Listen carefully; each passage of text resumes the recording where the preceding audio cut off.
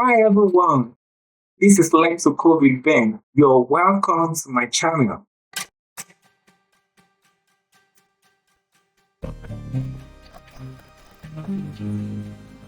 This channel, we're going to discuss how to design user-friendly website that is responsive using basic HTML, CSS, and JavaScript. And we'll progress further into learning modern advanced technologies in Express, PHP, Laravel, and how to use Python script in our backend and to automate. We're going to further dive into learning databases. We'll learn MySQL, SQL, Postgres, and other databases. You've probably heard about the word API, Application Programming Interface. We're going to learn how to use the RESTful APIs to integrate our backend. And we'll dive further into looking more advanced topics in Python and React.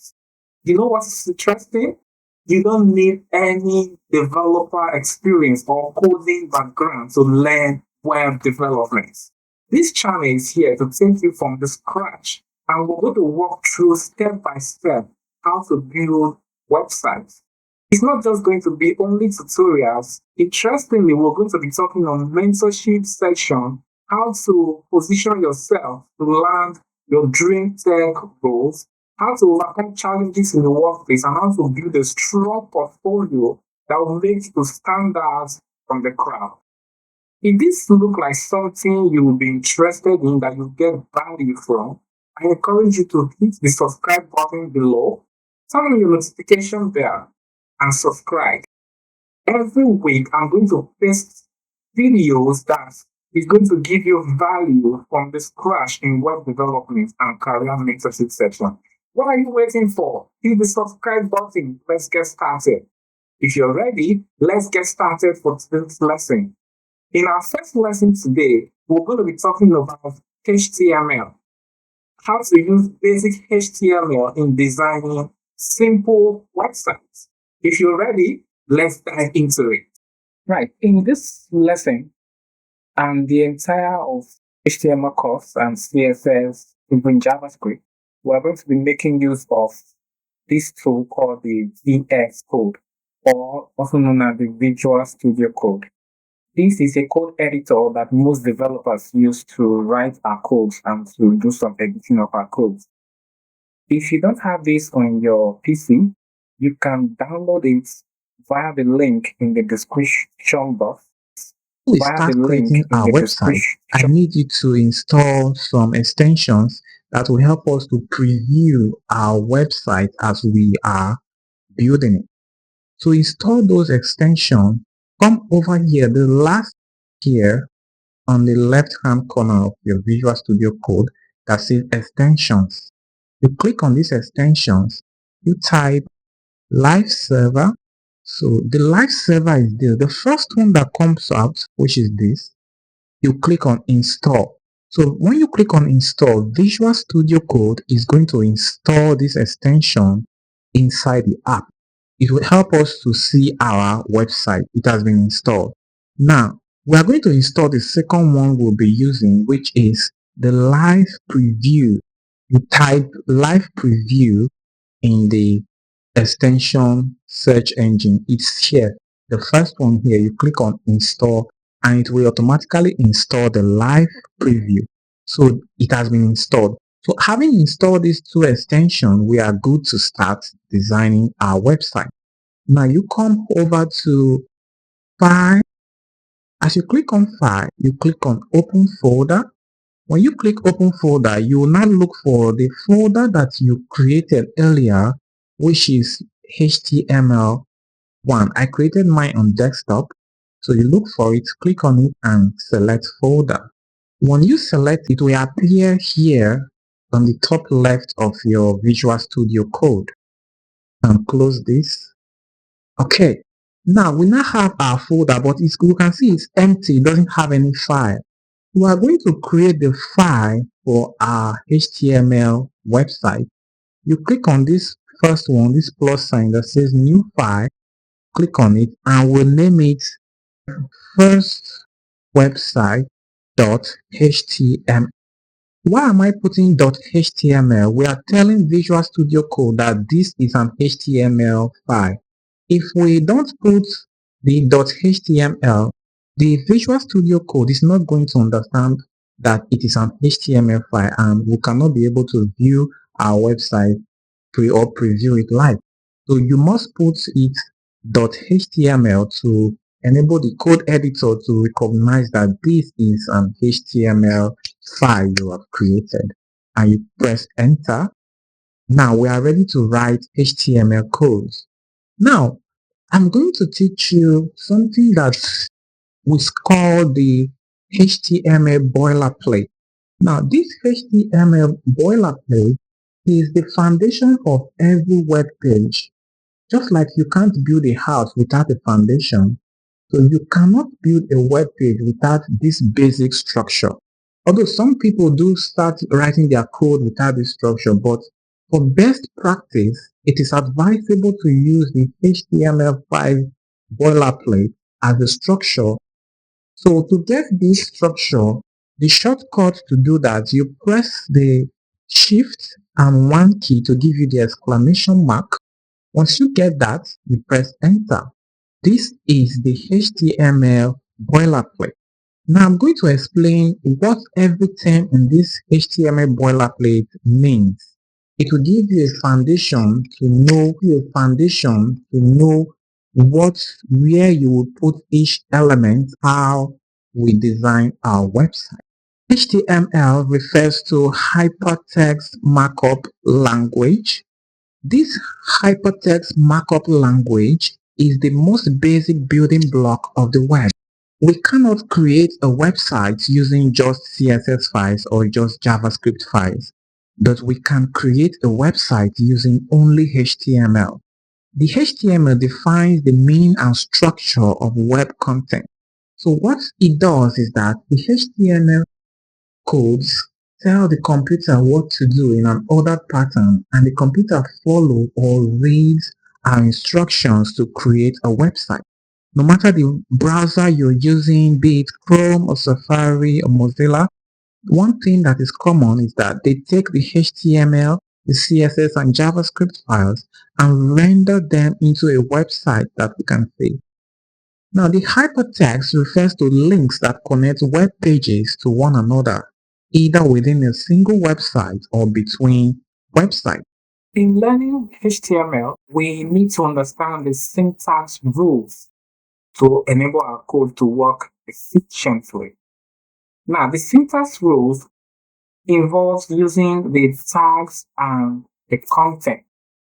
Now, as you can see on my screen, you can see angled brackets or the greater than and lesser than symbol, as some people know it, and also a forward slash. First one is the opening tag. The last one is the closing tag because of the forward slash. So if you omit this forward slash, HTML is going to assume you are writing an opening tag, and there must be a closing tag in your HTML unless it is a void element or element that doesn't have content. The text you put in between the opening and closing tag is called the content. What our browser does is that it displays the content to our view. These angled brackets and the forward slash are not seen in our website. Now, the element comprises of everything in here: the opening tag, the content, the closing tag, make us the HTML element. It is crucial that we follow the syntax rule in writing our HTML code, because if we omit a single tag, our code is not going to work. Unlike in learning some language, if we omit, for example, or a quote, people can still understand what we're saying. But in HTML and in most programming language, the syntax rule must be followed. Having created your folder on your desktop, we need you to open the Visual Studio Code. When you open the code, it looks like this. It is blank. We don't have any code or any file yet. So you are going to come over to the file section and click on open folder and you select the folder that you created earlier and you click on select folder. Now inside this folder, we are going to create a new file where we'll type in our code. You come onto the first button here and you click on it. It's showing new file. Now you're going to name your new file. So I will call my website.html. You need to put .html to indicate to Visual Studio Code that you are about to create an HTML file. After doing that, you press enter. You can see now that our code is empty. We are going to create our website here.